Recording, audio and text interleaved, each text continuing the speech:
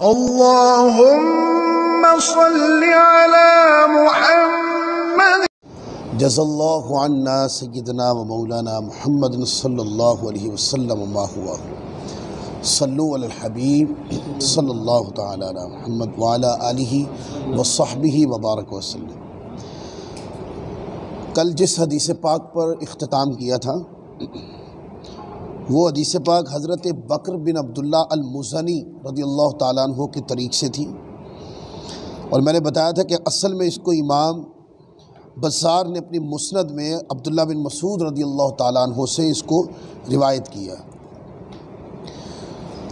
इसी तरह एक और रिवायत है, इसको हज़रत बकर बिन अब्दुल्ला से रिवायत किया और हदीस सारी वही है कि आका अलैहिस्सलाम ने इरशाद फरमाया, मेरी ज़िंदगी भी तुम्हारे लिए खैर यानी बेहतर है और मेरा विसाल भी तुम्हारे लिए खैर यानी कि बेहतर है। ज़िंदगी यूँ खैर यानी बेहतर है कि तुम मुझसे हम कलाम होते हो और मैं तुमसे हम कलाम होता हूँ, यानी तुम मुझसे हदीस सुनते हो और अपने मसाइल पेश करते हो, मैं तुम्हें समझाता हूँ, अल्लाह का कुरान सुनाता हूँ और दीगर अल्लाह ताला के अहकामीन की बातें बताता हूँ।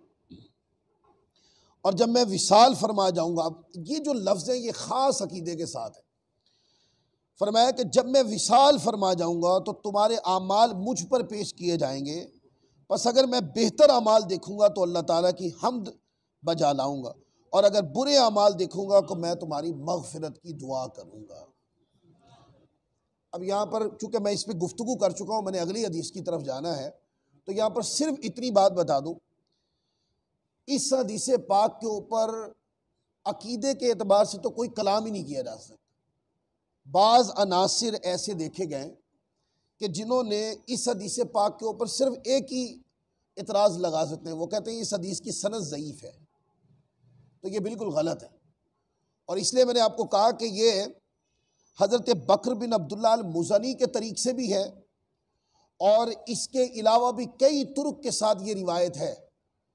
और हमेशा ज़हन में रख लें, अगर एक मिसाल है, एक रिवायत को 4 इस्नाद के साथ आइम्मा ने बयान किया है, यानी कि रावियों की 4 चैनों के साथ वो रिवायत आई है और किसी एक चैन में एक सनद के अंदर कोई रावी ज़ईफ़ है तो वो एक सनद ही ज़ईफ़ होगी ना, बाकी 3 इस्नाद के साथ जो वही मतन आया है वो उसकी सेहत की दलील होता है। तो बाद लोग एक सनद की ज़ोफ़ को पकड़ लेते हैं और फिर उसका ढंडोरा पीटना शुरू कर देते हैं कि ये रिवायत ज़ईफ़ है। जब आप एक मतन को पढ़ते हैं तो हमने तो एक एक मतन को 12-12, 15-15 इस्नाद के साथ भी देखा है। सही बुखारी शरीफ का जब हम मुताला करते हैं तो बुखारी शरीफ में आता है हदीस एक ही होती है, ऊपर सनद बदलती चली जा रही होती है। आप मुस्लिम शरीफ पढ़ लें, मुस्लिम शरीफ में एक बाब होता है, एक ही उन्वान की हदीसें हैं पर इस्नाद बदलती चली जा रही हैं, मतन एक ही है। तो इस तरह एक मतन कई इस्नाद के साथ मरवी होता है, तो एक सनद के ऊपर फैसला नहीं किया जाता होता कि यह रिवायत ज़ईफ़ है। फिर आगे देखें, हज़रत यजीद रिकाशी रहमतुल्लाह अलैह रिवायत करते हैं कि बेशक एक फ़रिश्ता जुमातुल मुबारक के दिन मुकर्रर होता है, जो कोई भी नबी करीम सल्लल्लाहु अलैहि वसल्लम पर दरूद पढ़ता है वो आका अलैहिस्सलाम की बारगाह में उसका दरूद पहुँचाता है और कहता है कि आप सल्लल्लाहु अलैहि वसल्लम की उम्मत में से फ़लाँ आदमी ने आप पर दरूद पढ़ा है। अब इससे हमें अपना अकीदा समझना हमारे लिए मुश्किल नहीं है।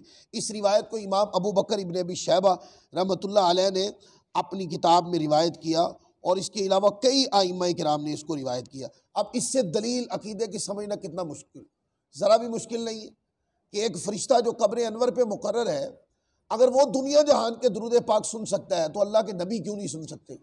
सीधी सी बात है। फिर अगली हदीस है हज़रत सैयदना हसन बसरी रज़ियल्लाहु ताला अन्हु से, आका अलैहिस्सलाम ने फरमाया कि जुमातुल मुबारक के दिन मुझ पर दुरूद की कसरत किया करो। इस पर पहले हज़रत औस बिन औस रज़ियल्लाहु ताला अन्हु से एक हदीस गुजरी थी, उसमें मैंने बताया था क्योंकि इस दिन आदम अलैहिस्सलाम की विलादत हुई थी, इसी दिन उनका विसाल हुआ था, इसी दिन क़यामत आएगी, इसी दिन सूर फूंका जाएगा और फरमाया कि इस दिन मेरी ज़ात पर कसरत के साथ दरूद पढ़ा। फिर अगली हदीस वो भी दुरूद पाक के मौजू पर है। इसको इमाम अबू बकर इब्न अबी शैबा रहमतुल्लाह अलैह ने अपने मुसन्नफ़ में रिवायत किया। फरमाते हैं कि हज़रत सैयदना इमाम हसन बसरी रहमतुल्लाह अलैह फरमाया कि आका अलैहिस्सलाम ने इरशाद फरमाया कि जुमातुल मुबारक के दिन मुझ पर दुरूद की कसरत किया करो, बेशक वो मुझ पर पेश किया जाता है। एक साहब थे, वो हयातुन नबी के अकीदे के कायल नहीं थे, हालांकि हयातुन नबी अकीदा उम्मत का अकीदा है। इसके ऊपर सिर्फ गैर मुकल्लिद टाइप के लोग हैं, बहुत मुट्ठी बार हैं बस, जिनका इस अकीदे पर ईमान नहीं है। वगरना इसके अलावा जितने भी मज़ाहिब है, मतलब अहले सुन्नत है, देवबंदी उलमा है, आप इनको उठा लें, इस मौजू पर उन्होंने किताबें लिखी है। यह उम्मत का अकीदा है। तो मैंने उनसे एक बार बात की, तो आपस में बैठे हदीस की तकरार हो रही थी। तो तकरार होते होते ये जामे तिरमिज़ी में एक रिवायत आई, वो इसी मजमून से मुताल्लिक थी, दुरूद पाक के मजमून। तो मैंने कहा यार ये रिवायत सही है कि हुज़ूर अलैहिस्सलाम की ज़ात करीमा पर दरूद पेश किया जाता है? वो कह रहे इतना हम मानते हैं कि हुज़ूर अलैहिस्सलाम की ज़ात करीमा पर दरूद पेश किया जाता है।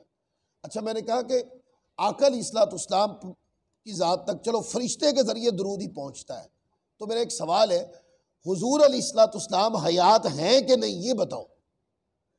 और अगर एक मिसाल है, आका अलैहिस्सलाम हयात ही नहीं और हुज़ूर अलैहिस्सलाम के हयात के बारे में हम ऐसा अकीदा रखते हैं जैसे आम बंदा मर जाए तो उसके बारे में रखते हैं, इस तरह का अगर अकीदा में एक मिसाल है, मैंने कहा अगर आप लोग रखते हैं तो पेश होने का माना क्या है?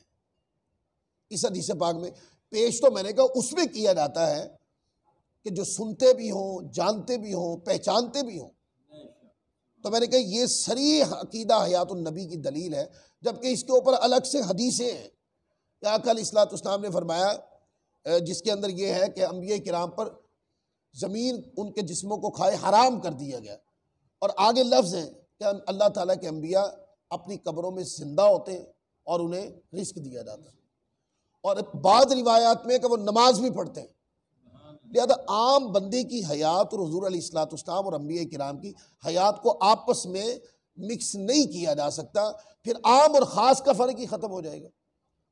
और इसके ऊपर मैं पहले दलील दे चुका कि कुरान मजीद में ये वादा हुआ है हुज़ूर अलैहिस्सलाम से, ये कुरान पाक की आयत ने बयान किया है, वलल आखिरतु खैरुल लका मिनल ऊला। ए हबीब मुकर्रम, आपकी हर आने वाली घड़ी पहले से बेहतर होगी।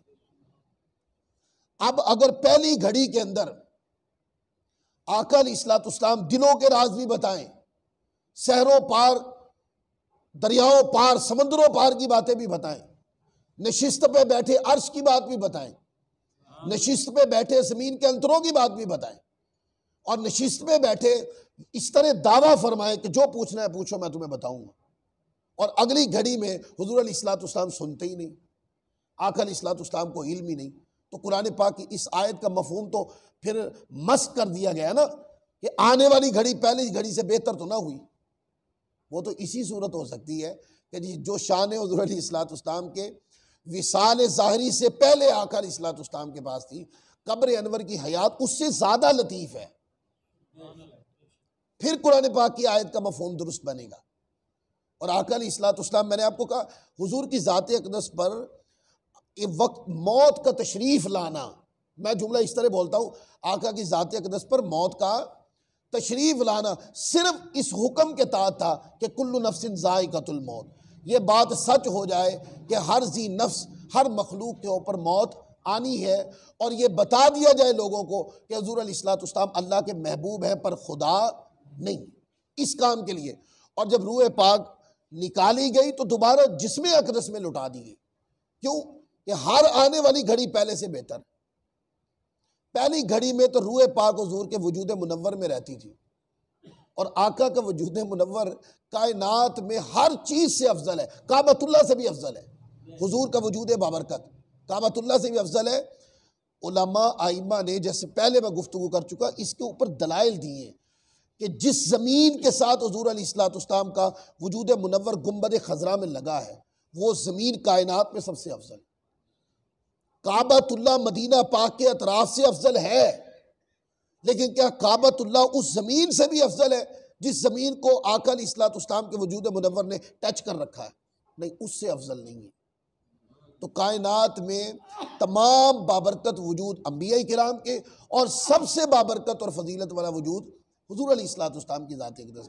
तो रूह पाक आका के वजूद मुनव्वर में रहती थी और जब निकाली गई तो फिर ढूंढे ना कायनात में कि आका के वजूद मुनव्वर से भी कोई फजीलत वाली जगह, कोई बड़ी जगह हो।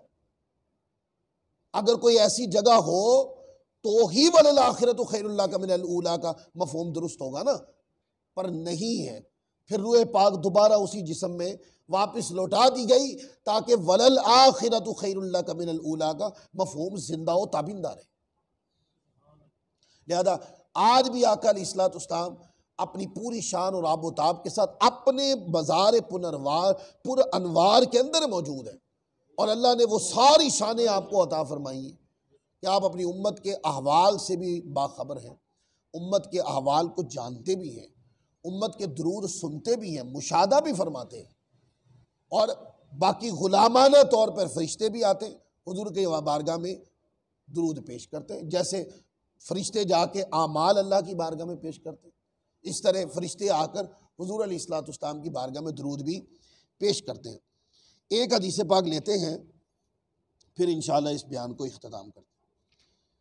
ये रिवायत हज़रत सुहैल रदियल्लाहु ताला अन्हु से रिवायत है। उन्होंने कहा कि मैं नबी करीम सल्लल्लाहु अलैहि वसल्लम की कब्र मुबारक पर सलाम अर्ज़ करने के लिए हाजिर हुआ और हज़रत हसन बिन हुसैन नबी पाक सल्लल्लाहु अलैहि वसल्लम की कब्र के पास एक घर में रात का खाना खा रहे थे। उन्होंने मुझे बुलाया तो मैं आ गया। फिर उन्होंने फरमाया करीब आकर खाना खाओ। मैंने अर्ज़ किया मुझे खाने की तलब नहीं। उन्होंने फरमाया कि मैं तुम्हें खड़ा हुआ क्यों देख रहा हूँ। मैंने अर्ज़ की कि मैं नबी पाक सल्लल्लाहु अलैहि वसल्लम पर सलाम अर्ज़ करने के लिए खड़ा हूँ। उन्होंने फरमाया जब तुम मस्जिद में दाखिल हो तो आप सल्लल्लाहु अलैहि वसल्लम पर सलाम भेजो। फिर उन्होंने कहा कि रसूलुल्लाह सल्लल्लाहु, अब आगे हदीस आ गई, फरमाया कि अपनी कब्रों में नमाज, अपने घरों में नमाज पढ़ो और अपने घरों को कब्रिस्तान न बनाओ। यहूदियों पर अल्लाह ताला की लानत, उन्होंने अपने नबी अपने अंबिया किराम की कब्रों को सजदागाह बना लिया था। और मुझ पर दुरूद पढ़ो क्योंकि तुम जहाँ कहीं भी हो तुम्हारा दुरूद मुझ तक पहुँचता है। अब ये जुमले ज़्यादा आ गए कि तुम जहाँ कहीं भी हो, तो जो कैद है कि करीब का सुनते हैं दूर का नहीं सुनते, ये हदीस पाक ने वो कैद भी ख़त्म कर दी। तुम जहाँ भी हो तुम्हारा दुरूद मुझ तक पहुँचता है। और ये हदीस पाक के फरमाया अपनी कब्रों, अपने घरों को कब्रिस्तान न बनाओ। इसका भी माना बयान कर दूँ। देखिए, फ़र्ज़ नमाज तो मस्जिद में ही अदा की जाएगी। फ़र्ज़ नमाज जब भी पढ़नी हो तो मस्जिद में तशरीफ़ लाएँ। मस्जिद में इमाम साहब के पीछे फ़र्ज़ नमाज जमात के साथ अदा करनी चाहिए, तकबीर औला के साथ।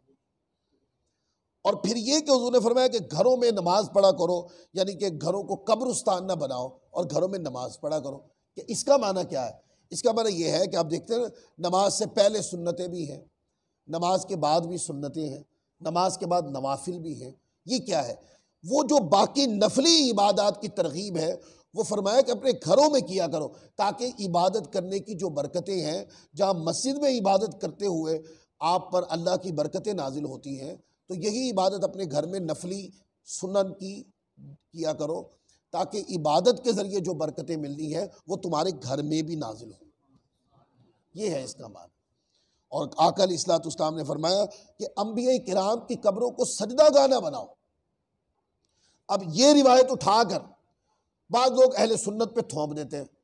वो कहते हैं कि जी अहले सुन्नत लोग जो है ना ये मज़ारों पे जाते, लिहाजा इस हदीस पाक का माना ये, सजदागाह का माना ये होता है अंबिया किराम की कब्रों को सजदा करना शुरू कर दें। अंबिया किराम की कब्रों को सजदा करना तो ये तो हराम कतई है। वलियों की कब्र को सजदा करना हराम कतई है। उलमा ने यहाँ तक मसला लिखा है कि एक बंदा अल्लाह की इबादत कर रहा है कब्रिस्तान के अंदर, नमाज का वक्त हो गया, उसको पता मैं कब्रिस्तान से बाहर निकलूंगा तो नमाज का वक्त चला जाएगा, तो उसने क्या किया, कब्रिस्तान में नमाज पढ़ना शुरू कर दी। उलमा ने लिखा है कि अगर वो कब्र के सामने खड़ा होकर सजदा करेगा तो ये नमाज मकरूह होगी। हालांकि वो तो अल्लाह की इबादत कर रहा है, कब्र को तो सजदे की नीयत उसकी नहीं है, लेकिन उलमा ने फरमाया क्योंकि मना किया गया है ना, तो लिहाजा कब्र की तरफ सजदा करना ये मकरूह होगा, क्योंकि कर वो अल्लाह की इबादत रहा। और अगर कोई बंदा कब्र को ताज़ीमी सजदे की नीयत से कब्र को सजदा करे तो ये मुतलकन हराम है, और कोई इबादत की नीयत से सजदा करे तो इससे बंदा दायरे इस्लाम से खारिज हो जाता है। ये मज़हब अहले सुन्नत है, इसमें किसी किस्म का कोई यानी कि झोल नहीं है। आला हज़रत इमाम अहले सुन्नत ने इसके ऊपर 2 से 3 रिसाले लिखे। मैं कहता हूँ कि जो बंदे अहले सुन्नत पर ये बात थोपते हैं और कहते हैं कि ये कहते हैं कब्रों को सजदा करो, या इनकी तालीमात ने कब्रों को सजदे करवाए हैं, आला हज़रत के वो 2 रिसाले अगर कोई बंदा उनके लफ्ज़ पढ़ ले ना तो सुन्नियों के सामने खड़े होकर तौबा कर ले। इतने सख्त अल्फाज में मुमानत है, ज़रा सी भी इजाज़त नहीं है इसकी। लिहाजा अंबिया किराम की कब्रों को सजदा न करो, ये यहूदियों की रविश थी। अब इसका क्या माना कि अंबिया किराम की कब्र पे जाके दुआ भी न करो? क्या उनकी कब्र पे जाके अल्लाह ताला से उनकी कब्र, उनके वजूद मुनव्वर की वजह से जो वहाँ बरकतें रहमतें अल्लाह ताला नाजिल फरमा रहा है, क्या वहाँ पर जाकर उनकी कुर्बत में संगत में बैठे भी ना? इस हदीस पाक ने उन चीज़ों को मना नहीं किया। एक ख़ास दायरा कार में कि सजदा नहीं करना, इसलिए कि सजदा तो अल्लाह के लिए होता है, वो गैरुल्लाह के लिए नहीं हो सकता। हाँ, अंबिया किराम की कब्रों के पास जाओ क्योंकि वो बरकत की जगह है।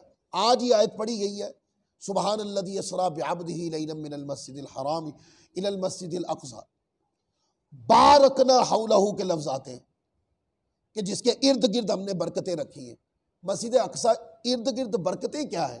इसलिए कि वह हज़ारों अंबिया किराम के मज़ार हैं। उठा के तफसीर कबीर और दीगर किताबें उठा के पढ़ें, लिहाजा वो बरकतें हैं, वहाँ जाएं, बैठें, बरकतें हासिल करें, अल्लाह की बारगाह से दुआ करें, उनके वसीले से भी करें, अल्लाह से दुआ मांगे। बस वहाँ नमाज नहीं पढ़नी, सजदा नहीं करना, कब्र की तरफ मुँह करके सजदा करने की मुमानत है, वो नहीं कर सकते। और दुरूद पढ़े जहाँ भी हो, चाहे खुशकी पे हो, तरी पे हो, समंदरों में हो या हवा में हो, जहाँ भी हो दुरूद पढ़े। हुजूर फरमाते हैं तुम्हारा दुरूद तुम जहाँ भी हो मुझे पहुँचता है। अल्लाह ताला हम सबको अमल की तौफीक